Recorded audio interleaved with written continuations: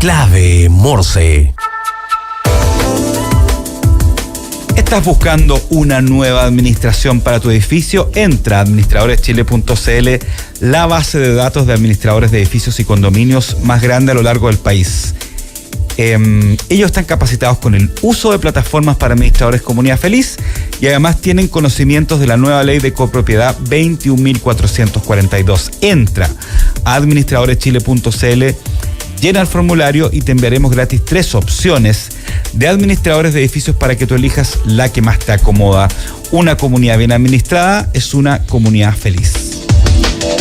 ILAP es la tecnología que permite exportar y vender tus productos en marketplaces internacionales. Conecta, publica y gestiona integradamente muchos canales a través de una sola plataforma. Encontrarás distintas herramientas para optimizar y eficientar tus ventas globales. Exportar y vender en marketplace nunca fue tan fácil. Conectamos Latinoamérica con el mundo. www.labglobal.io. Las noticias que debes saber. Titulares en Clave Morse. Bueno, ya hablábamos acerca de este posible quiebre de la tregua entre Estados Unidos y Europa por los temas arancelarios, la Comunidad Europea que anunció Donald Trump, pero un poquito antes el presidente de Estados Unidos también advirtió que Apple enfrentará un arancel de al menos 25% si no fabrica en suelo estadounidense los iPhone que se venden en el país. Actualmente estos dispositivos se ensamblan principalmente en China, ¿no es cierto? En fábricas, por ejemplo, como Foxconn, que es una de las clásicas que ensambla hace años, yo diría que más de una década o un par de décadas, productos de Apple. Y todos los componentes son provenientes de más de 40 países, ¿ya? Pero finalmente se ensambla en China. La medida de Donald Trump busca obviamente presionar a la compañía a relocalizar su producción, considerando que los iPhone generaron $69.000 millones en ventas solo en el primer trimestre fiscal. Me acuerdo que hace una semana atrás aparecían algunos artículos que calculaban, ¿no es cierto?, cuánto costaría un iPhone en Estados Unidos si es que se aplica este arancel, y el último iPhone 16 eran como 2,5 millones, 3 millones de pesos más o menos, si es que se le aplicaría este arancel. Así que claramente es un tema que es difícil, digamos, para la compañía obviamente y también para los consumidores. Así que vamos a ver qué pasa con eso, que se junta con este posible fin de la tregua comercial arancelaria con Europa. Recordemos que sigue con otros países y principalmente con China, que es la tregua más importante por el momento, tomando en cuenta que ambas economías son las que lideran esta guerra comercial. Aquí en Chile, la compañía Nestlé anunció el cierre de su planta en Yanquihue como parte de un plan de modernización y eficiencia, trasladando la producción de lácteos a sus instalaciones en Osorno y Los Ángeles. Nestlé informó en un comunicado que parte de los trabajadores serán reubicados y que el cierre no afectará la compra de leche a productores locales. La fábrica operará hasta fines de mayo, eso sí, y luego será vendida a otra empresa del sector. Y también en Chile, pero un poco más hacia el norte, bastante más hacia el norte, en una semana clave, la minera anglo-australiana Río Tinto firmó acuerdos con Codelco y Enami para desarrollar proyectos de litio en el Salar de Maricunga y Salares Alto Andinos, respectivamente, con inversiones que superan los 3.900 millones de dólares. Con estas asociaciones público-privadas, recordemos que este modelo ya lo hemos visto ya, hace poco, Río Tinto da un paso estratégico en su incursión en el litio, reforzando su presencia en Chile como parte de su apuesta global por minerales críticos para la transición energética, justamente hacia energías renovables, como lo que estábamos hablando hace un momento atrás con Ana Lía Rojas, que es la directora ejecutiva de la Asociación Chilena de Energías Renovables y Almacenamiento. Todo eso tiene que ver justamente con esta propósito de nuestro país también a ir enfocándose cada vez más hacia las energías renovables. Les quiero presentar a nuestro segundo entrevistado este día viernes 23 de mayo en Clave Morse, ya está en el estudio de Radio La Clave, don Guillermo Araya, gerente de estudios de Renta 4. Guillermo, ¿cómo estás? Muy bien, gracias Daniel por la invitación. Gracias por acompañarnos en este viernes. ¿Cómo llegas al viernes? ¿Bien? Sí, bien, sí, con muy motivado. Además con este miércoles bien. Extraño entre medio, ¿no? Sí, pero siempre bien. Qué bueno. Ya, a ver, la idea que vamos a conversar con Guillermo es analizar un poquito más en detalle el informe de estabilidad financiera del primer semestre de 2025, ¿no es cierto?, que dio a conocer el Banco Central, que generó bastante polémica, donde anunciaron que la economía chilena superó las expectativas del mercado, creció un 2,3% durante el primer trimestre de 2025, ¿no es cierto? Según justamente informó el Banco Central el lunes en su informe de cuentas nacionales. Esto se junta obviamente con otras cifras que no han sido tan buenas, como justamente la cifra entregada por el Consejo Fiscal Autónomo la semana pasada, y uno empieza como también a enredarse. Ya, estamos bien, estamos mal, estamos en algunas cifras bien, otras mal. Obviamente esto va a depender quién lo comenta en el gobierno, en el sector privado, para ver un poco su punto de vista. Pero en términos generales, Guillermo, ¿cuáles son las principales conclusiones que queríamos sacar acerca del IEF del primer semestre? Lo primero que hay que destacar del informe de estabilidad financiera es que recalcan que los riesgos en esta oportunidad provienen del exterior. Es decir, aquí hay una diferencia con años anteriores en que los riesgos, por ejemplo, podían ser internos, estabilidad política o eventuales retiros de fondos de pensiones, que también generaban una situación de estrés. En cambio, hoy día, la situación de estrés más importante que destaca el informe de estabilidad financiera fue precisamente el día 2 de abril, el día de la liberación, donde Donald Trump anuncia una serie de aranceles, digamos, y muy por sobre lo esperado. Entonces, eso es algo muy importante. Después, otro de los factores que es relevante del informe de estabilidad financiera, que dice que tanto los hogares como las empresas en esta oportunidad están mejor preparados que en otras oportunidades para esta crisis. Ya. ¿Y por qué sería eso? Porque precisamente ha ido recuperándose la economía. Entonces, cuando tuvimos, no sé, en agosto de 2022 una inflación de 14,2% y después se ha venido, digamos, bajando la inflación, los hogares y las empresas se han ido recuperando. Ahora, también hay diferencias en las empresas. La gran empresa sí se ha recuperado más rápido que la pequeña empresa. Entonces, es ahí donde hay que poner énfasis y tratar también de... hay otro punto que es muy relevante, que fue la aprobación de la reforma de pensiones, porque la aprobación de la reforma de pensiones permite una capitalización bursátil mayor del sistema financiero chileno. Además de certezas. Claro. Que se logró por fin, como claro, sea. Claro, por una parte se logra, por otra parte los retiros ya quedan sin sustento político. Y además, por ejemplo, nosotros todos los meses, en nuestro 10%, incorporamos al mercado de capitales alrededor de $800 millones. Claro. En régimen, esto también va a ser paulatino y no es inmediato, lamentablemente, pero también pues, generaría un shock si subimos la tasa de cotización muy brusco. Pero recordemos que la capitalización individual solamente van a ser 4,5 puntos adicionales. Y por cada punto son $80 millones que se están incorporando en el sistema. Entonces, como dijimos, $800 millones por el 10% que hoy día cotizamos, por lo tanto, cada punto porcentual de mayor cotización son $80 millones que se incorporan, digamos, al sistema financiero. Claro. Y esto va dando también estabilidad. Y más sanidad también al sector, a ese sector, digamos. Claro, porque mira, recordemos, por ejemplo, cuando se produjeron los retiros, ¿cuál es el primer efecto? Hay que pagar los retiros, entonces claro, suben las tasas bruscamente. Entonces esto va permitiendo que en el largo plazo las tasas de largo plazo vayan bajando, y esto también haría bajar la tasa de los créditos hipotecarios y otras cosas.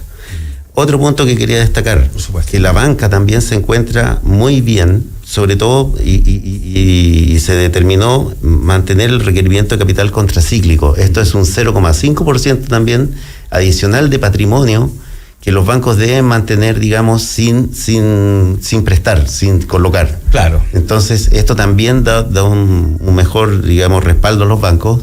Y hay un indicador, por ejemplo, que es muy técnico, pero hay que alcanzar, por ejemplo, un nivel de 10,5% en cierto indicador que para que vamos a confundir, Sí. y la banca está en alrededor de 16-17%. Ya. Entonces tiene holgura en este momento para alguna situación de estrés. ¿Qué significa esa holgura, ese buen, digamos, momentum que está en la banca, según el informe, perdón, también finalmente para los clientes finales, para las personas, para los ciudadanos, pensando en varios temas, pero también quizás pensando en lo que es el tema hipotecario, que recordemos que justamente uno de los problemas de por qué las personas no pueden comprar su primer departamento, su primera vivienda, aparte de las tasas, es porque los bancos tienen, digamos, estándares de riesgos muy altos. ¿Ah? Entonces, ¿cómo justamente esa mayor fortaleza de la banca finalmente, o qué implica a los ciudadanos de a pie? ¿Ah? Implica que si viene una situación de estrés, una situación en que efectivamente, aquí después quiero volver a otro punto, Sí. pero implica que en una situación en que la crisis, por ejemplo, implique un menor crecimiento global, menor crecimiento en Chile, las tasas no van a subir tanto y sí va a haber una situación en que vamos a tener un menor crecimiento, pero ya lo estamos viendo en Chile. O sea, a lo mejor en vez de crecer un 2,5 como el año pasado, crezcamos un 2%, por ejemplo. Claro. Entonces, crecer un 2 todavía es sano, bajo ciertas condiciones y mientras no se cambien ciertas variables que son importantes, digamos, para crecer más. ¿A qué quería volver yo?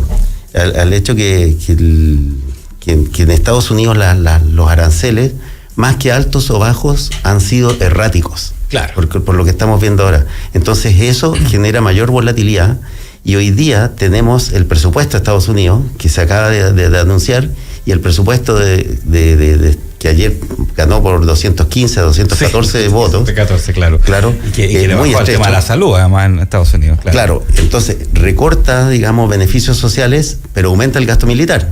Claro. Entonces, aquí hay contradicciones por una parte y por otra tendría una parte que es beneficiosa en el sentido que si baja impuestos pudiera eventualmente haber mayor crecimiento económico. Pero el alza de aranceles indiscutiblemente en esta oportunidad, ¿qué es lo que quería decir yo? Ha pegado más a Estados Unidos que a los países emergentes. Entonces, también el informe de estabilidad financiera da cuenta de que en esta oportunidad, no como otras crisis globales en que todo el mundo se cae, en esta oportunidad la crisis está afectando precisamente más a Estados Unidos que a los países emergentes. Y por ejemplo, ¿cómo lo refleja esto la bolsa de comercio, que el mejor termómetro para medir cómo va la economía? O todas las de la chilena, ¿no es cierto? Claro. Sí, no, y la global, la quiero comparar. El IPSA en Chile lleva un rendimiento de más de 20% este año. Sí. Y si lo ajustamos en dólares, es alrededor de un 24-25%. Y sin embargo, los principales índices de Estados Unidos, el Dow Jones, el S&P, el Nasdaq, están entre 0 y menos 2%. Entonces, en este momento no es como otra oportunidad en que uno decía, bueno, cuando Estados Unidos entra en crisis, afirmémonos porque nos va a pegar fuerte. Entonces se está produciendo un desacoplamiento entre lo que es cómo están reaccionando las economías emergentes, principalmente incluida Chile, claro, respecto de otras economías. ¿A qué se debería esto? Precisamente a que los aranceles afectarían el crecimiento de Estados Unidos y existe, según algunos bancos de inversión, una probabilidad entre 40 a 60% que Estados Unidos entre en recesión. Y si Estados Unidos entra en recesión, entonces la Fed tendría que bajar la tasa, mucho más de lo que se espera hoy día. Pero ¿dónde está el cuello de botella, por decirlo de alguna manera simple? En que si yo subo los aranceles voy a subir los precios de los bienes importados, entonces voy a tener inflación. Claro. Y si existe inflación y existe menor crecimiento, estoy en el peor escenario, que es esta inflación. Claro, y además eso le pega muy fuerte al ciudadano norteamericano, que es muy pragmático, especialmente ese que votó por Donald Trump, digamos, pero cuando ya las cosas empiezan a subir, empiezan a cambiar las cosas también en la mentalidad y un poco en la percepción y el ánimo también del ciudadano norteamericano, ¿no? Claro, también según algunos analistas internacionales, aquí más que como decía anteriormente, una política errática, pero también un error de cálculo. En el sentido, cuando Donald Trump comienza a subir los aranceles, porque supongamos un escenario teórico, que hubiese él anunciado una alza de aranceles de 10 a 15% para todo el mundo, y con China también, seguramente China tampoco habría reaccionado y habría dicho, bueno, este es el nuevo escenario y vamos a tener cosas un poco más caras, pero se van reacomodando las empresas. Claro. Pero cuando existe este escenario también errático, las empresas postergan la decisión de inversión, y cuando digo las empresas digo los gerentes de las compañías, porque si uno es gerente de una empresa y le dicen, bueno, ¿cuál va a ser la proyección para este año? Y uno dice, bueno, pero ¿en qué escenario? ¿Aranceles del 10, del 20, del 120, del 145? Entonces, en ese escenario es que se van postergando las inversiones, y postergar las inversiones significa menor crecimiento futuro. Claro. Entonces, el ajuste que pudiera haber sido rápido está siendo más lento de lo esperado. ¿Por qué Chile está, digamos, sorteando exitosamente esta crisis? Porque se piensa que China está de hecho bajando algunas tasas y tomando algunas medidas fiscales y monetarias para contrarrestar esta crisis por el cierre, digamos, con Estados Unidos, y el precio del cobre no se ha derrumbado. No se ha derrumbado. Sin embargo, el petróleo sí está cayendo muy fuerte. Sí. Entonces, eso es lo que nosotros llamamos los términos de intercambio. ¿Cuántas toneladas de cobre tenemos que exportar por barril de petróleo? Y son menos. Claro. Entonces, nuestros términos de intercambio también mejoran. Y el petróleo es el principal insumo de toda la cadena de producción. Entonces, en ese sentido son cosas que van más allá del informe financiero, de estabilidad financiera, pero que lo va reflejando en el sentido que en esta oportunidad hay un desacople entre la crisis de Estados Unidos con los países emergentes, y es que estamos, digamos, respaldados en parte porque exportamos bastante a China. Claro, además son nuestros dos socios principales comerciales, Claro. eso no es menor. Estamos hablando con Guillermo Araya, gerente de estudios de Renta 4, y haciendo un análisis más en profundidad sobre el informe de estabilidad financiera del primer semestre de 2025 que fue presentado hace unos días atrás, y además viendo todo lo que implica, ¿no es cierto?, el tema económico aquí en Chile, pero también cómo nos afecta y no nos afecta lo que está pasando afuera. Guillermo, volviendo a la realidad local, te quería preguntar qué sectores económicos han mostrado mayor vulnerabilidad en su capacidad de pago, en su capacidad de inversión también, según el informe. Los sectores que están, por eso yo decía anteriormente, principalmente lo que es mediana y pequeña empresa. La mediana y pequeña empresa está un poco más estresada o sería menos resiliente a un shock.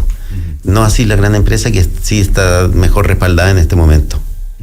Ahora, otro punto que quería destacar, quizá que se comentó anteriormente, también menciona el déficit público respecto del PIB, que está claro, pudiera eventualmente llegar al 45%, y hace referencia a que se necesitan acuerdos, digamos, para sostener, digamos, y no sobrepasar este nivel, lo cual es muy importante porque es un nivel que se ha definido Chile, digamos, como un umbral para también estar más seguro frente a los shocks externos. ¿Qué tipo de acuerdos se refiere un poco al informe? ¿O cuáles deberían ser esos acuerdos? Porque claro, hablamos de este déficit, ¿no es cierto? También la última cifra del PIB fueron bastante sobre lo que se esperaba, ¿no es cierto? Pero ¿cuáles son esos tipos de acuerdos que deberían existir? Lo que sucede es que el déficit, digamos, fiscal implica que los gastos no excedan, que los gastos permanentes no excedan a los ingresos permanentes. Exacto. Entonces, ese es el punto. Entonces, por ejemplo, pensiones, un gasto permanente. Claro.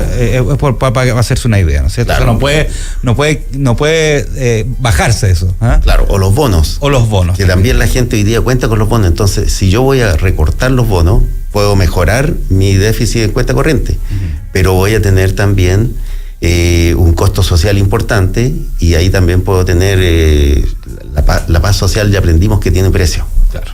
Entonces, no es tan fácil recortar beneficios sociales a costa de las personas. ¿Por qué? Porque se produce inquietud política, digamos. Alguna efervescencia puede producirse, entonces no es tan fácil. Y para financiar, digamos, el ajuste, a lo mejor la transición en este sistema de pensiones, a lo mejor es necesario reacomodar los impuestos. También no se pueden subir los impuestos en forma indiscriminada. ¿Por qué? Porque cuando se llega a cierto nivel empieza a aumentar la evasión o la elusión. Entonces, es un tema que tiene que ser acordado, y tienen que ser temas que son relevantes y que hay que discutirlo. Pero por eso digo, no es que uno diga, ¿sabes qué? Vamos a mejorar el déficit fiscal y lo vamos a bajar a 40% porque voy a quitar N beneficios sociales. ¿Por qué? Porque esto tiene repercusiones. Entonces no es tan fácil, y eso requiere acuerdos de distintas visiones y de distintas, digamos, miradas y técnicos. Ahora, ¿qué recomendaciones se derivan un poquito del informe, por ejemplo, para los agentes de mercado y la autoridad económica en general? Lo que acabamos de señalar, la autoridad económica sabe que no puede seguir incrementando, por ejemplo, beneficios sociales sin estar mirando que el déficit público se incremente. Las empresas también tienen que saber que tienen que dejar algún, digamos, sistema o algún porcentaje de ahorro, digamos, para situaciones, o los hogares, para situaciones de emergencia. Es decir, yo no puedo, digamos, estar destinando todo mi flujo a gasto, claro, sin dejar una parte para respaldo a las situaciones de emergencia. Y al final lo que se aplica para empresas se aplica para personas. Sí, para personas también. Sí. Ya, ¿qué otro punto se nos está quedando que tú crees que sea importante destacar dentro de lo que es el informe de estabilidad financiera?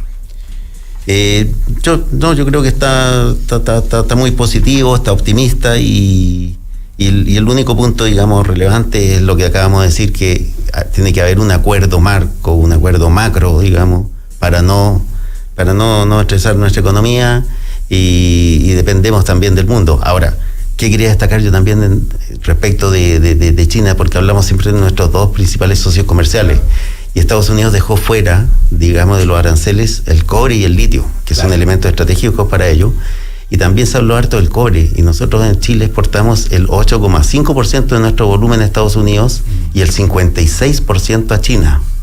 Y a Asia completo es el 80%. Entonces, ahí uno ve que de repente vi muchos titulares de diario que preocupados por el cobre, las exportaciones de cobre a Estados Unidos.